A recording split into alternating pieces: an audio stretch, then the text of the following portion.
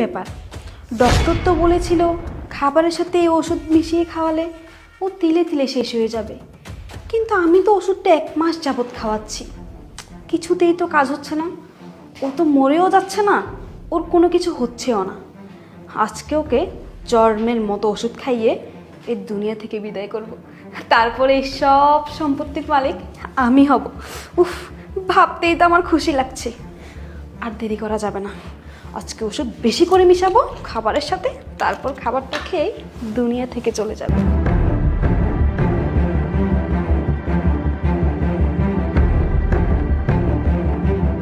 আমার কাজ হয়ে গেছে, এখন দুনিয়া থেকে বিদায় হলেই তারপর আমার পথের কাটা একদম ক্লিয়ার। ওর বাবা বুঝতেই পারবে না আমি যে ওকে এভাবে তিলে তিলে শেষ করেছি। যাই হোক, এখন বরং আদর যত্ন করে খাবারটা খাওয়াই। নীরব, বাবা কই তুমি? তোমার খাবার বেড়েছে, আসো খাবার খেয়ে যাও।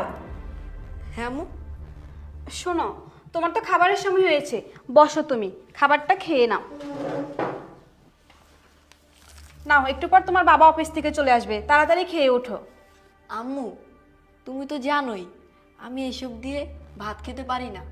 তুমি আমাকে একটা ডিম ভেজে দাও না আম্মু। বাবা, তুমি কষ্ট করে আজকের মতো এটা দিয়ে ভাত খেয়ে নাও, আমি তোমাকে পরে অন্য কিছু রান্না করে খাওয়াবো। না আম্মু, আমি এ তরকারি দিয়ে ভাত খেতে পারবো না। প্লিজ আম্মু, তুমি একটা ডিম ভাজি করে আমাকে দাও না। একদম চুপ কর।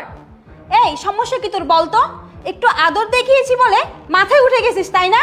তুই আমার সৎ ছেলে, কথাটা মাথায় রাখিস। আমি তোর আপন মা না যে তুই আমার কাছে আদিক্ষেতা করে আবদার করবি। এসব আদিক্ষেতা না আমার সহ্য হয় না।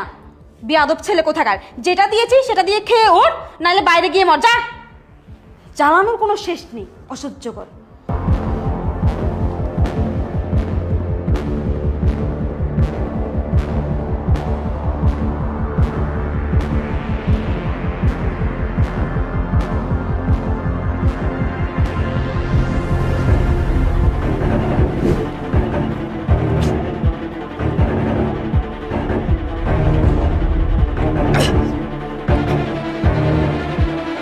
আম্মু, আম্মু,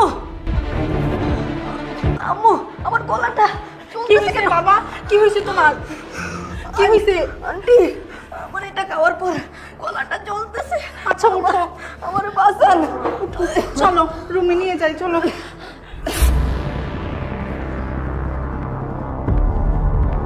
শোন বাবা,